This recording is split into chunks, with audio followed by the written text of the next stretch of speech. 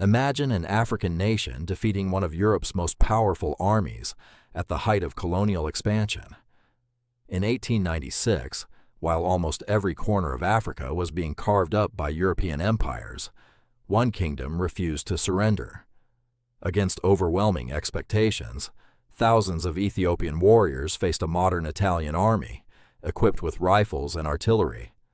By the end of a single day, the invading force had been shattered, forever changing African history. This is the incredible story of the Battle of Adwa, the battle that proved colonial conquest was not inevitable. In the late 19th century, European powers competed fiercely for control of Africa. Britain occupied Egypt and expanded southward. France pushed across West Africa. Germany claimed vast territories in East and Southwest Africa. Belgium seized the Congo. Portugal held Angola and Mozambique. Within just a few decades, nearly the entire continent had fallen under European rule. Only two independent nations remained, Liberia and Ethiopia. Ethiopia, then widely known as Abyssinia, was unlike many neighboring states. It possessed a centralized monarchy, experienced military commanders, a strong Christian tradition dating back more than 1,000 years, and rulers determined to preserve their sovereignty.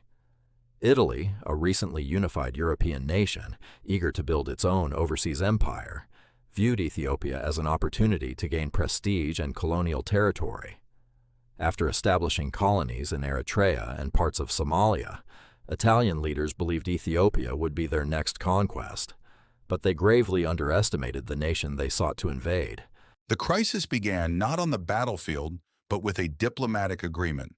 In 1889, Emperor Johannes IV died in battle, and Menelik II emerged as Ethiopia's new emperor.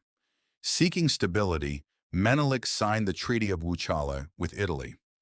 The treaty existed in two versions, one written in Amharic and another in Italian. At first glance, they appeared identical. They were not. The Amharic version allowed Ethiopia to conduct foreign affairs through Italy if it wished. The Italian version declared that Ethiopia must conduct all foreign relations through Italy. That single difference transformed Ethiopia, in Italy's interpretation, into an Italian protectorate. Italy quickly announced to European governments that Ethiopia was now under its control. When Menelik discovered the deception, he was outraged. He rejected the treaty, informed foreign governments that Ethiopia remained fully independent, and began preparing for war. Unlike many African rulers who faced European invasions with fragmented forces, Menelik spent years strengthening Ethiopia. He purchased modern rifles from Russia and France. He imported artillery. Regional nobles answered the emperor's call. Farmers became soldiers. Horsemen arrived from distant provinces. Priests blessed the armies before they marched. Even women played vital roles, transporting supplies, preparing food, tending the wounded, and in some cases joining the fighting. By early 1896, Ethiopia had assembled one of the largest African armies of the 19th century. Estimates suggest between 80,000 and over 100,000 soldiers gathered to defend their homeland. It was a remarkable display of national unity.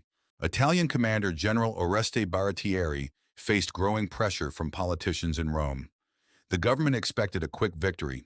Supplies were running low. His troops were tired. Still, Italy believed superior weapons and military discipline would secure an easy triumph. Baratieri decided to launch a surprise attack near the town of Adwa. The plan depended on speed and precise coordination. Instead, everything went wrong. The rugged mountains separated Italian brigades. Maps proved inaccurate. Communication collapsed. Units lost contact with one another during the night march. By dawn, isolated Italian forces faced enormous Ethiopian formations arriving from every direction. The carefully planned invasion had descended into chaos. On March 1, 1896, the battle began. Ethiopian forces surged across the hills. Thousands of warriors advanced under the command of experienced generals and regional leaders loyal to Menelik. Artillery thundered across the valleys. Gunfire echoed through the mountains. Wave after wave of Ethiopian soldiers attacked isolated Italian positions. Despite possessing modern weapons, Italian troops found themselves surrounded. Every attempt to regroup failed. Some brigades were overwhelmed before reinforcements could arrive. Others exhausted their ammunition. The fighting continued for hours. Eventually, the Italian army collapsed. Thousands of soldiers were killed. Thousands more were captured. The survivors fled toward Eritrea. It was one of the greatest military defeats suffered by a European colonial army in Africa. News of the battle spread rapidly across Europe. Many governments had expected another easy colonial victory. Instead, newspapers reported an astonishing defeat. Italy was forced to negotiate peace. The Treaty of Addis Ababa formally recognized Ethiopia's independence. Across Africa and the African diaspora, Adwa became a symbol of resistance. For people living under colonial rule, Ethiopia represented hope. For Black intellectuals and activists in the Americas and the Caribbean, Adwa became proof that African nations could defend their freedom.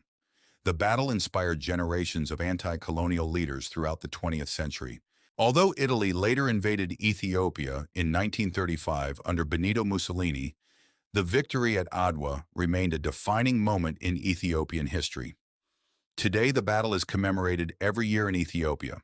Military historians continue to study Menelik's strategy, logistics, and ability to unite diverse regional forces against a common enemy. More than a century later, Adwa remains one of the clearest examples that determination, leadership, and preparation can overcome even a technologically superior opponent. It stands as one of the greatest victories in African military history. History often tells the story of Africa through conquest and colonization. But the Battle of Adwa tells a different story. It is the story of a nation that refused to surrender, of leaders who united their people, and of a victory that inspired millions across the world.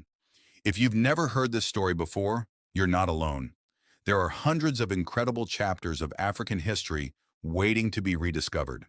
Subscribe for more untold stories of Africa's forgotten kingdoms, legendary rulers, and world-changing battles.